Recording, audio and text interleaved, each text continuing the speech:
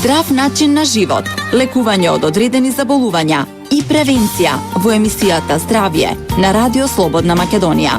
Во понеделник и петок вклучете се на 3131 332 или поставете прашање на мејл адресата zdravje@rsm.mk. Не пропуштајте контактна емисија Здравје на Радио Слободна Македонија. Добро утро, почитувани слушатели, јас сум Александар Динев, вие следите емисијата Здравје на Радио Слободна Македонија. И овој понеделник со мене во студиото е доктор Александар Митов, магистар по здравствена екологија и влијание на животната средина врз здравјето. Доктор Митов, добро утро, како сте? Добро утро, одлично. Ви благодарам што и овој понеделник сте повторно со нас да споделиме совети за здрав живот и здрави навики. Јас вам ви благодарам за поканата. Денеска ќе зборуваме за ефектите врз здравјето од обработеното месо или сувомеснатите производи. Тука спаѓаат сите салами, колбаси, виршли и така натаму. Пред неколку месеци исто така зборувавме за оваа тема, кога чинам околу во ноември Светската здравствена организација излезе со тој финален извештај дека овие сувомеснати производи може да предизвикат рак. Подолготрајна консумација на сувомеснати производи го зголемуваат ризикот од рак. Може ли малку на почетокот да се навратиме на оваа тема, што всушност објави Светската здравствена организација и останатите релевантни институции од областа на здравството кои се занимаваат токму со истражување поврзаноста на ракот со сувомеснатите производи? Така. Објавата точно беше на Светската здравствена организација или попрецизно да речеме на една институција во рамките на Светската здравствена организација, станува збор за Интернационалната агенција за истражување на рак, или ИАРК. За да го објасниме значењето за слушателите на таа институција, треба да кажеме дека тоа е врвниот светски авторитет.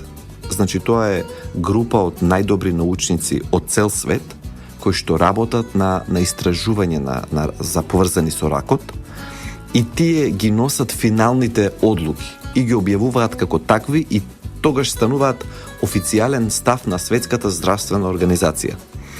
Така да тие, да речеме, на еден начин пресекуваат и кажуваат, еве, конкретно да бидеме попрецизни, например, постојат 5 класи или 5 категории на материи кои што предизвикуваат рак. Или се сомневаме, одиме од првата, тоа е материи кои што сигурно предизвикуваат рак, па има втора А, втора Б и така до 4, вкупно 5.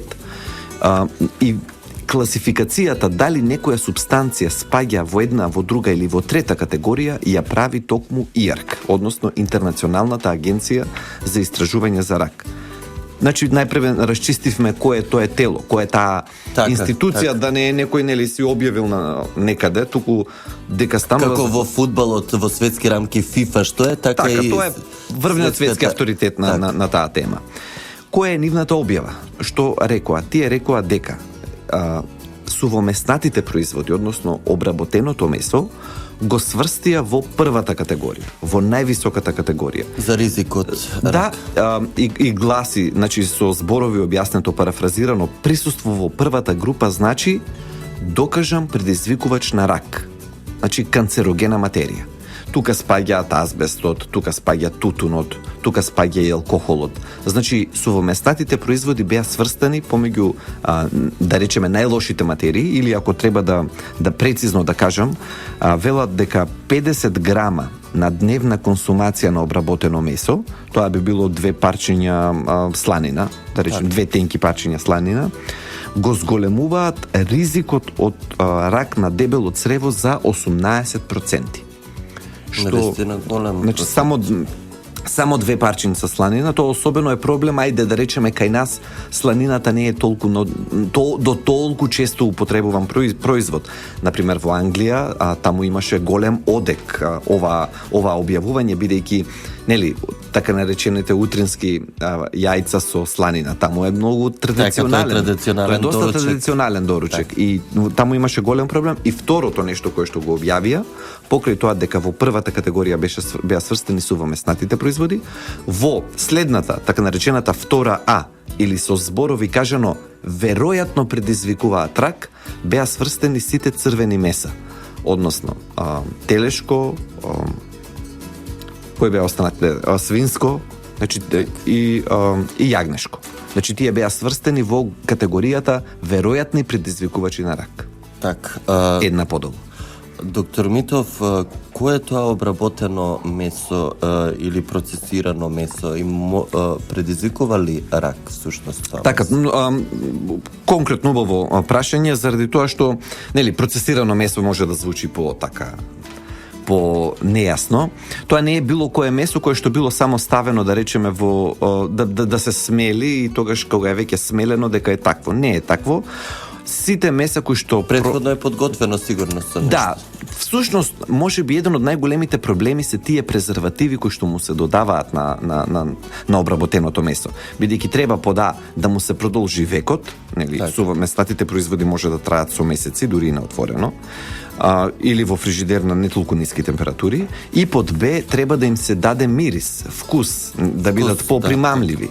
И заради тоа тука спаѓаат, еве ќе ги наброиме уште еднаш, саламата, потоа сланината, паштетите, така, виршлите, значи сите видови на па и конзервирани меса, солени, претерано солени или чадени меса, бидејќи со самиот чад тие биле изложени на дополнителни канцерогени материи. Така да целата една група на така наречени сувомеснати производи, според Светската здравствена организација, сега веќе е сврстена во највисоката категорија на предизвикувачи на рак. Или да можеме тоа да го ставиме во перспектива.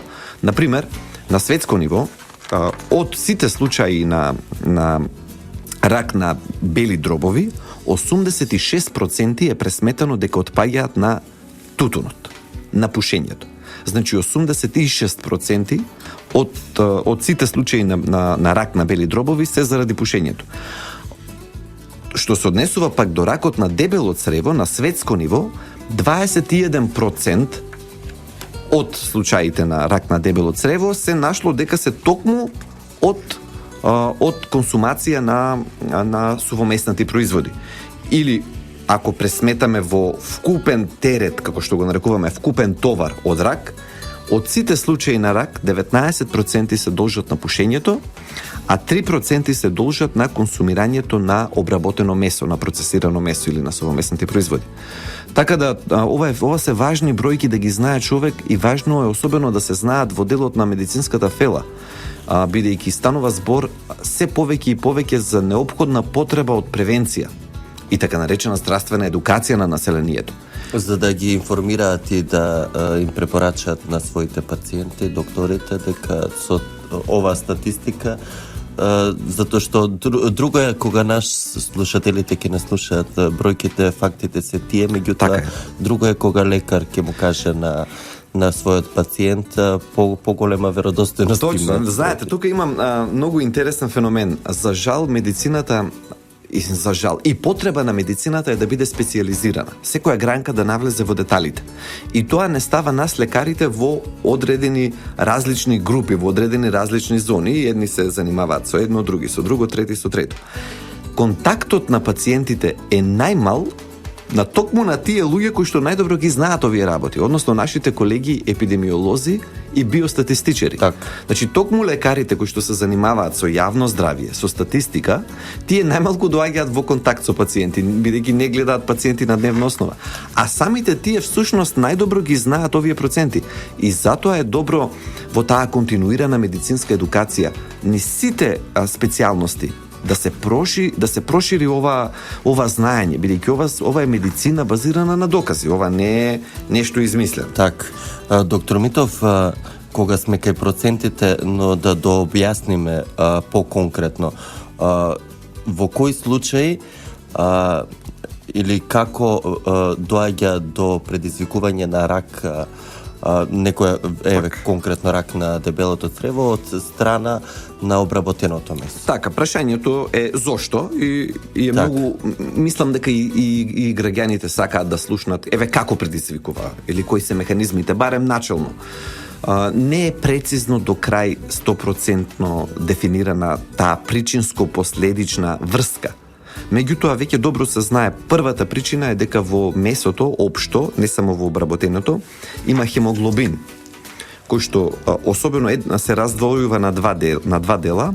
Хемот, или да речеме тој пигментираниот дел, кога ќе продолжи да се распаѓа во нашиот дигестивен систем, ослободува така наречени N-нитрозоматерии. И тие субстанции после е најдено дека имаат капацитет всушност да ги оштетуваат клетките во дебелото црево, тие побрзо заради тоа да се размножуваат и колку почесто се размножуваат, толку е поголема веројатноста да настане грешка во размножувањето и да дојде до појава на рак. Тоа е една од причините. Така, на другите причини ќе ги слушнеме после рекламите, ќе направиме кратка пауза и ќе се вратиме повторно на темата обработеното месо и сувреместни производи, како влијаат врз нашето здравје. Почитувани слушатели, јас сум Александар Динев, со мене во студиото е доктор Александар Митов, магистар по здравствена екологија и влијание на животната средина врз здравјето. Денеска зборуваме на тема сувоместнати производи, обработено месо и нивните ефекти врз здравјето. Доктор Митов, ја слушнавме официјалната статистика, колку проценти може да предизвика рак на дебелото црево обработеното месо, но кои се причините за каде што застанавме пред рекламите, значи вие споменавте само една од причините, но кои се останатите причини кои предизвикуваат рак од процесирано месо, односно обработено месо? Така, првата група на причини предпоставени ја кажавме, тоа се така наречените N-нитрозоматерии кои што потекнуваат од распадот на хемоглобинот, кој што го има во месото. Втората група, за која што исто така постои голем сомнеж, се така наречените нитритни презервативи, бидејќи за да се заштити месото, за да се заштити од бактерии, на сите можни начини, нели, да не скапе сувоместнатиот производ, мора да се додадат тие заштитни материи, конкретно збориме за нитритните заштитни материи, и како резултат на тоа имаме дополнително оптеретување на организмот со канцерогени субстанции, покрај тоа што самото месо во себе ги носи.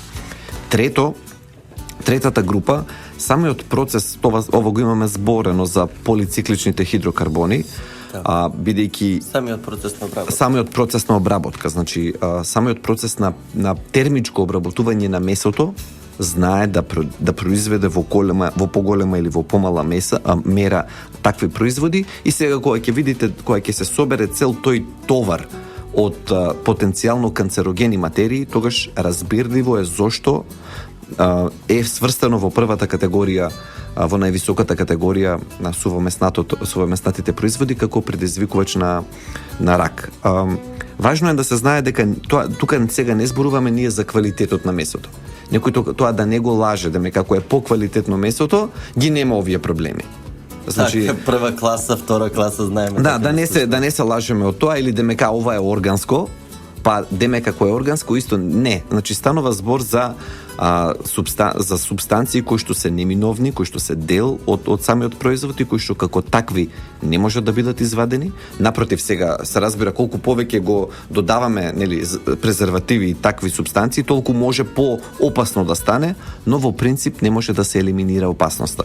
Токму заради тоа и Светската здравствена организација препорачува лимитирање или намалување на употребата општо на црвеното месо и колку што е можно повеќе намалување на употребата на обработките.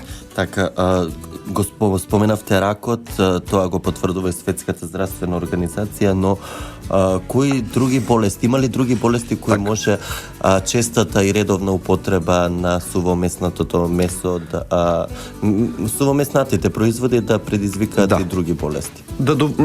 Само нешто би додал за ракот, значи дека станува збор за ракот на дебело црево, за рак на простата и за рак на желудник. Значи за овие три засега постојат јасни докази дека во 1% се поврзани со сувомеснатите производи, тоа е едно.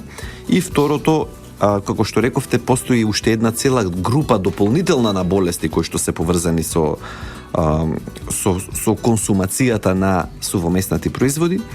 Тука пред се обвинува така наречениот содиум нитрат, кој што го носат тие во себе, кој што го имаат, и најдено е дека оваа материја, дека оваа субстанција ги дразни и ги оштетува крвните садови од внатрешната страна, каде што има еден многу осетлив слој, така наречен ендотел. Сите конзерванси кои ги споменавте, кои се додаваат конзервансите, зачуваат свежината и вкусот на месото, всушност тие се предизвикувачи на разните болести. Тие дополнително ја влошуваат сликата. Самата таа комбинација дополнително ја влошува сликата, значи оштетување на крвните садови, кое што води до покачен притисок и во крајна мера откажување на срцето, значи тоа што го нарекуваме низа болести поврзани со срцето, и уште со една голема група е поврзана консумацијата на сувомеснатите производи, а тоа е дијабетот. Исто има научни студии кои што и појавата на дијабет ја поврзуваат со честата, редовната консумација на сувомеснати производи. Така, навистина интересна тема. Вреди да одвоиме уште една емисија, да ја продлабочиме оваа тема со нови факти и аргументи.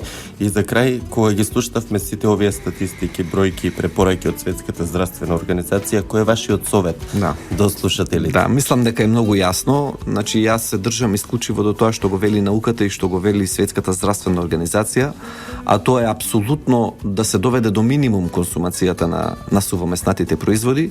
Јас би одел и чекор понатаму на сите осетливи групи, како што се деца, како што се бремени жени или повозрастни луѓе. Јас лично би им препорачал воопшто да не ги консумираат овие производи.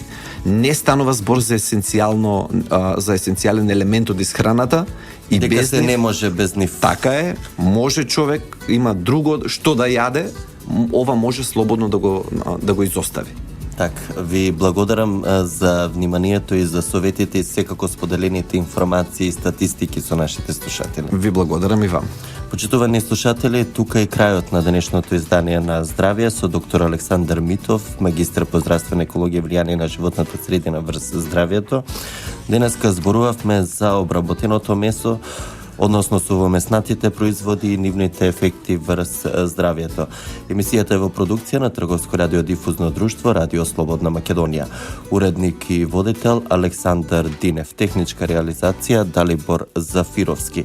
Денеска сме понеделник, 15 февруари 2016 година. Ви благодарам за вниманието со кое не следевте. Ви закажувам повторна средба со Здравје во петок во 9 часот и 5 минути. Од мене до слушање и пријатен ден. Здрав начин на живот, лекување од одредени заболувања и превенција во емисијата Здравје на Радио Слободна Македонија. Во понеделник и петок. Вклучете се на 3131 332 или поставете прашање на мејл адресата zdravje@rsm.mk. Не пропуштајте.